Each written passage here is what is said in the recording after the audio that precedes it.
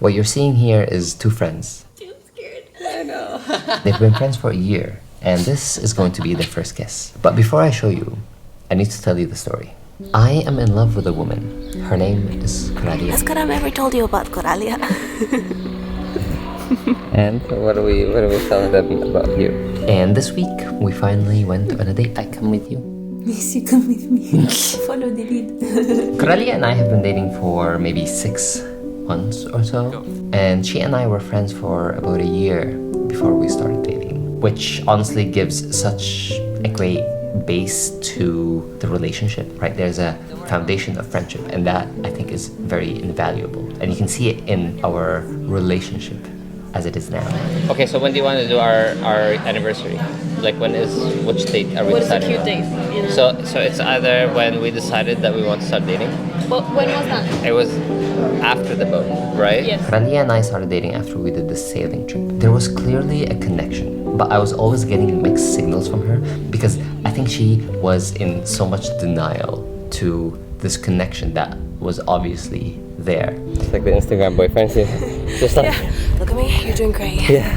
It got to the point where on the last day of the sailing trip, we had this conversation where basically I sat her down and I was like, look, there's clearly something here. I think she was scared. She was just holding back. Are you holding back at all in this relationship? Do you feel like I am?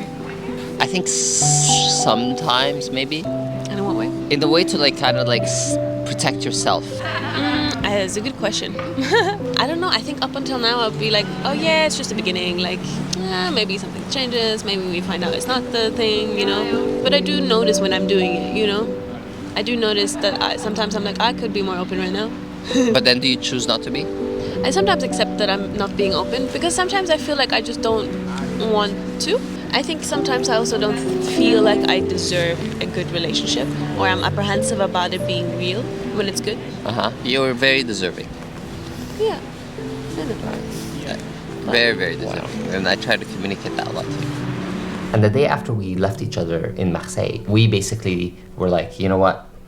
Let's do it. Let's try and date. And so there was this like very interesting gap between when we first basically decided to start dating and the moment we saw each other physically for the first time after we had decided to date. It was like a very interesting moment because the last time we were physically together 2 weeks ago, we were just friends. Are we gonna kiss? Are we hugging? Like I don't know what to do with you. Like it's my best friend. I know. I had Coralia in my hands, in my arms, and I honestly didn't know what to do. I'm scared. I know. We were so nervous. I know. Like both of us were like, do we just start? But you did it. Yeah, I did. I think.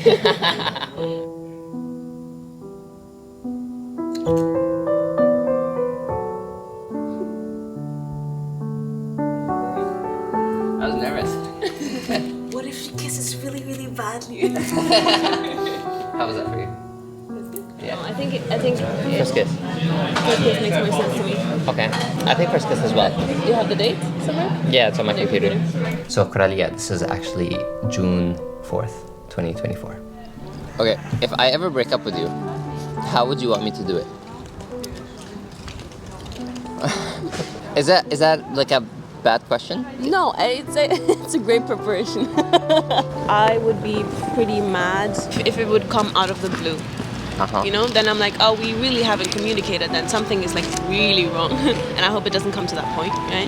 Like communicate to me that you're unsure before you actually break up so that I can actually travel with you through your feelings. And like through your experience of losing feelings for me, let's say. Talk to me when it's like starting to happen and not when it has happened. I would hope for it to not be like a heartbreak. It would be much nicer if it was like a heart fade.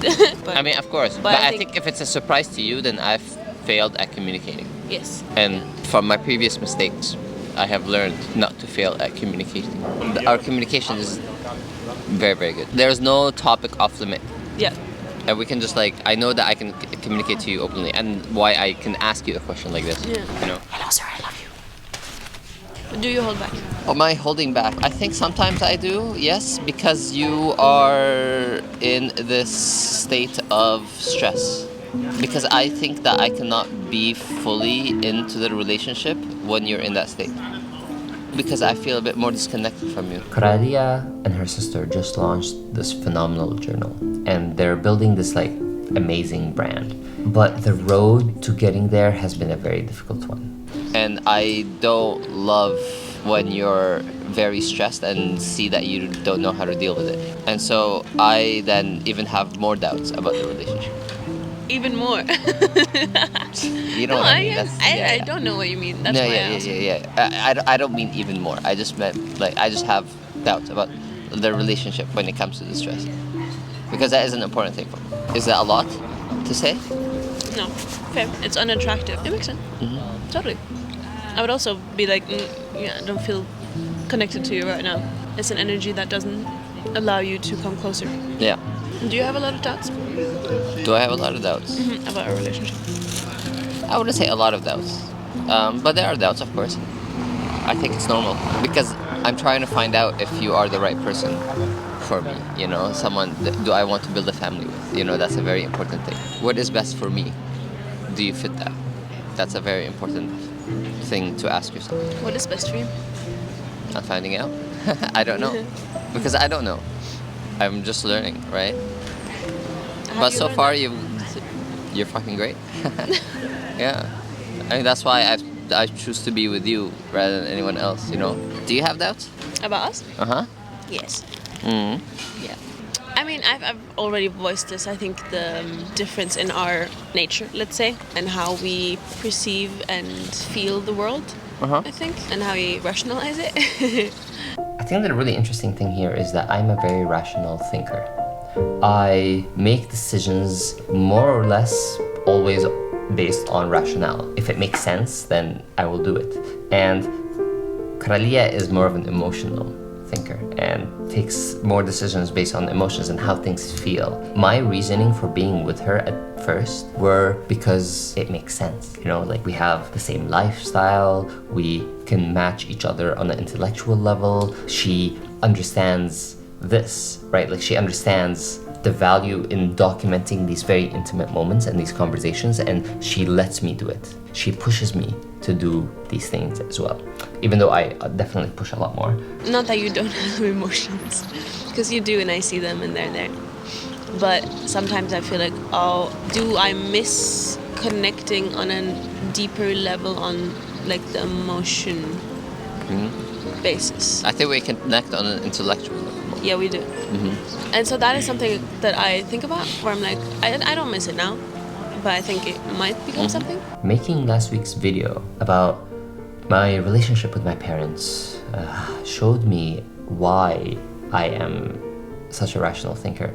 I think it's because I kind of have to be to reason with what they say. For me, it needs to make sense. Otherwise, I think there will be a bit too much hurt. Hello. Want a dessert, maybe? Oh my god, do we want a dessert? No. Yes. Can I catch you? You're so good. By the way, this is Nile. If you're a regular at a coffee shop, you need a Nile. She is just a joy, honestly. Because like, I go to this coffee shop almost daily. And it's such a joy to have someone just always greeting you with such a big smile. She's just a constant character in my life that I see more or less on a daily basis. I think when I come to you with something emotional, you in your rational brain, I'll think this is mad. But I'm like, no, it's like I want to come to you for nuance. Like I want to discuss it out and like you don't know how. You just process it so differently. Yeah. That sometimes I'm like, oh. Okay. You want someone who processes like you. Yeah, maybe. I think I hold back sometimes on, not that I hold back on emotions, but I sometimes like, okay, dim it down. You never have to dim it down. Yeah. Because if you're not being your full self with me, then what's the point? I honestly think that I maybe am sometimes too harsh and maybe have unrealistic expectations for a partner. This work stress thing and like just being able to deal with stress and all that kind of stuff is like very, very important to me. Seeing you not always stressed or angry is very important for my attraction to you as a partner. I love that you work and you're ambitious and all that kind of stuff, but I think I also need to date you when you're not working. Yeah, I get it. Fully understandable, and I agree. Yeah, like sit in front of each other and beside each other when we're not exhausted and mentally drained. Yes. Yeah, it's important. Because also it shows me like what kind of mother will you be, you know? Are you gonna be someone who I want to build a life with? Are you gonna be a joy to build a family with? And I think I need to see you deal with these things. Does that scare you? No. I thought about it. Like, if there's one thing that I will die of is stress. It's also like to know that I am with someone who is doing the best that they can and working on themselves, right? They're putting in the work. That's an attractive quality. That's who I want to be with. I think that the key thing here is just to like understand how to create balance. I don't know where it is, but we generally have like these like insane high expectations and these standards as a partner. There was a time where I would be dating someone, and as soon as I see that there's something that I don't like in them, I would just be like, okay, well actually this isn't a person for me, and I would just break up with them. But she has shown me that she is perfect the way that she is. My job as a partner is sure to, you know, help her grow and help her become the best version of herself that she wants to become. But at the same time, accepting and knowing that this is who she is and she doesn't need to change everything about her to meet my standards. Because we will never be able to find someone who will check 100% of the boxes that you have for a partner. And Coralia is someone who I recognize is fucking amazing and makes me want to be with her and to basically stick around to find out if this is going to work or not. And that is very different to how I approached dating previously. And I'm very grateful for her to be able to show me that, and I learn a lot from her. She impresses me every single day, and I need to be with someone who I learn from. You know, she's very stimulating, she challenges me, and I'm so appreciative of her for that. Yeah, I don't know, just like day to day is just fun with her, you know, like we have fun. We were friends for a year before we started dating. So I don't know myself, I have an identity crisis, let's be honest. No, I'm just kidding. With all that being said, I see you working on yourself, but you also are very lovable the way you are right now, and that's why I am with you. You're more than enough. So Coralia, again in the video I'm saying this, I am very proud of you and I love you and I am very appreciative of you, and thank you for being my partner. Truly, you're one of a kind. It's nice going on dates. Yeah, we need to do that more.